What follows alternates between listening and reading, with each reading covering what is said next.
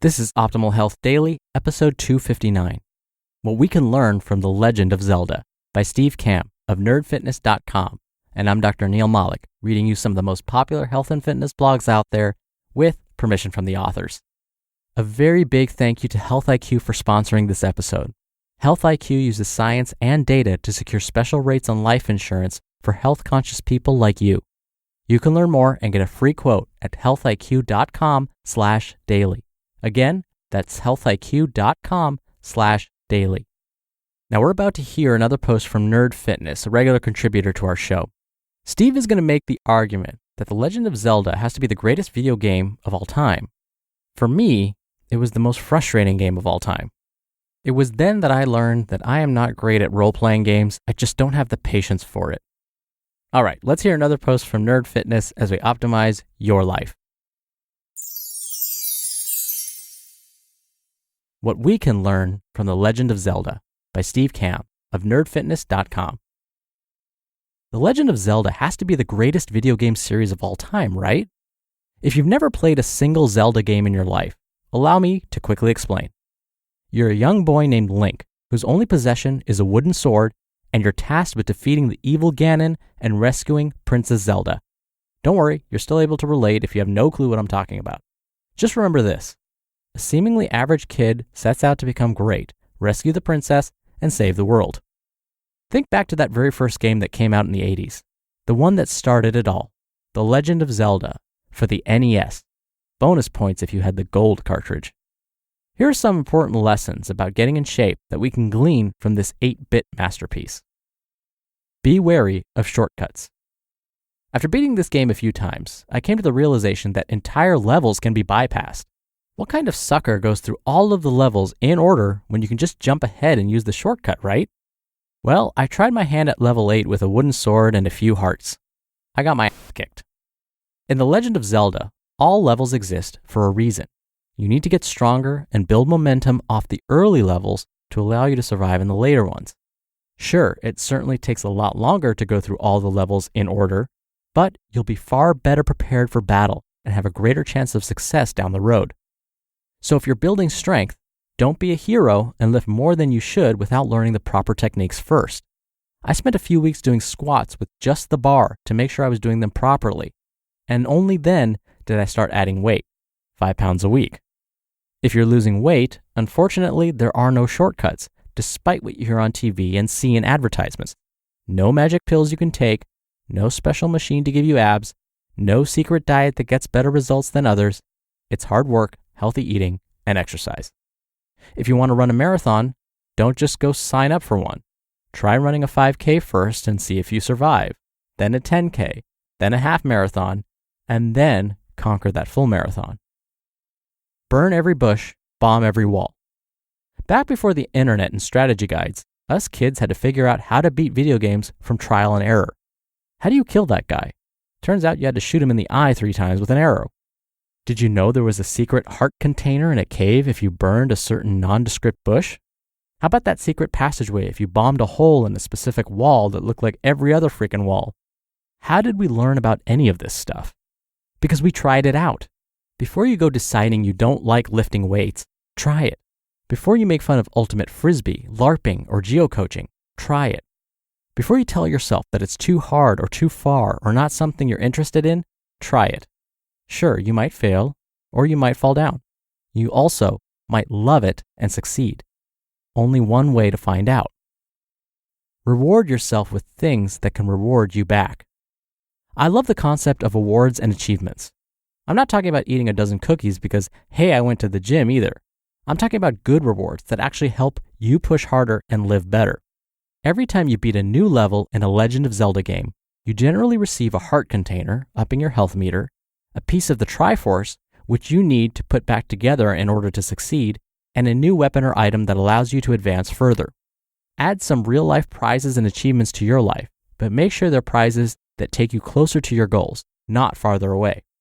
For example, once you lose 50 pounds, reward yourself with new workout clothes. You'll feel better about yourself and actually want to go to the gym. Let's say once you complete 10 inverted rows for the first time, go buy yourself a pull-up bar and work towards 10 of those. Or once you've completed your first 5K race, treat yourself to a new pair of shoes that will allow you to run faster next time. Momentum is a powerful thing. Enjoy each victory, celebrate your success, and use that momentum as a stepping stone for your next goal. The impossible is possible. We play video games because they give us a chance to step into a fantasy world, doing impossible things like killing zombies and slaying dragons, all from the comfort of our couches. Put yourself in Link's shoes for a second. You're a 10-year-old kid with a crappy sword, and it's your job to save the world and rescue a princess from an evil monster. When I was 10, I played baseball and struggled with long division. That was 4th grade, right? So how did this little dude achieve greatness? By putting one foot in front of the other. Starting out, the thought of saving the world would be overwhelming to anybody, let alone a kid in a green tunic. However, rather than concentrating on the big scary goal, Link focused on getting through the smaller ones, beating level 1, then level 2, then level 3, and so on.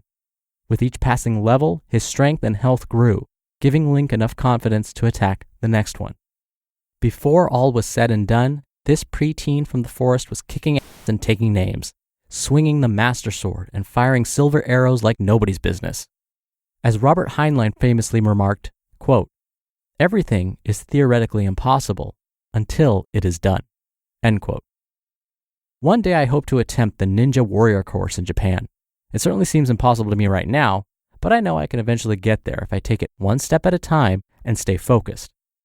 What seems impossible to you right now? It might be 10 pull-ups, losing 200 pounds, climbing a mountain, or completing a triathlon. Whatever your impossible goal is, focus on finding smaller levels that you can conquer first.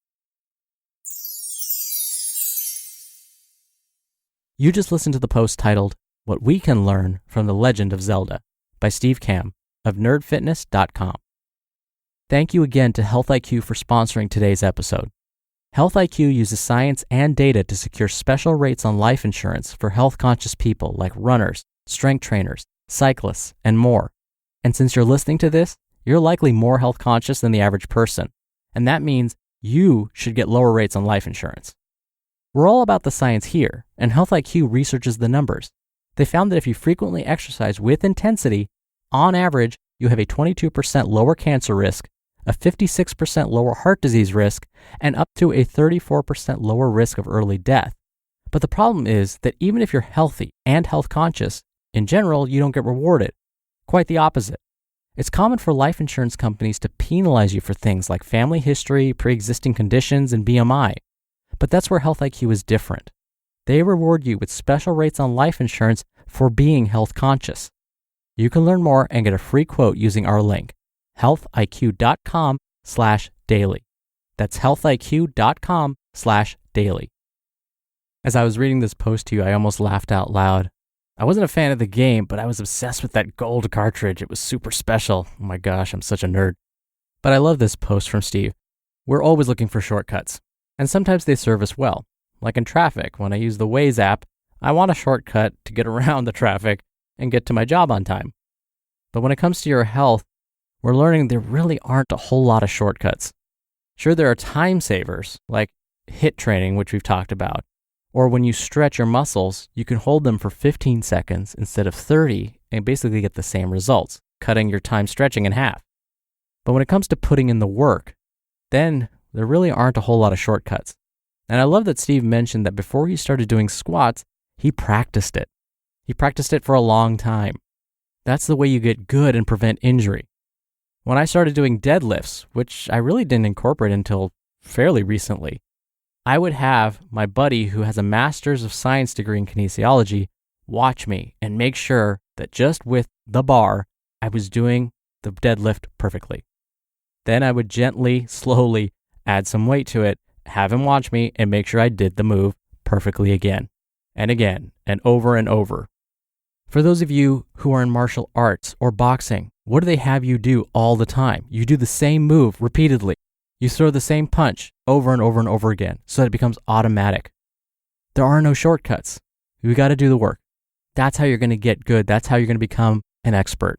That's how you're going to improve your life, lose that weight, get stronger, all of those things that Steve already mentioned in his post. So take the time, get really good, have patience with yourself, and you will achieve the impossible. That'll do it for today's episode. I hope you have a wonderful rest of your Thursday. I'll be back tomorrow with another Friday Q&A, my favoriteest part of the week, so stay tuned for that, where your optimal life awaits. Hello, Life Optimizer. This is Justin Malik, creator and producer of this show and Optimal Living Daily, the brother podcast of this one. Literally, I'm Dr. Neil's brother. If you like the format of this show, you'll love Optimal Living Daily too, where I also read to you from blogs, but cover other topics like personal development, finance, and minimalism from bloggers like Derek Sivers, The Minimalists, Zen Habits, and many more. So for more amazing content read to you for free, come subscribe to Optimal Living Daily too, and together we'll optimize your life. You've been listening to Optimal Health Daily. Be sure to hit the subscribe button to stay up to date on each new episode, and head to oldpodcast.com. That's oldpodcast.com for a free gift, as well as more actionable tips and resources to help you maximize your potential. Thanks for joining us, and remember, your optimal life awaits.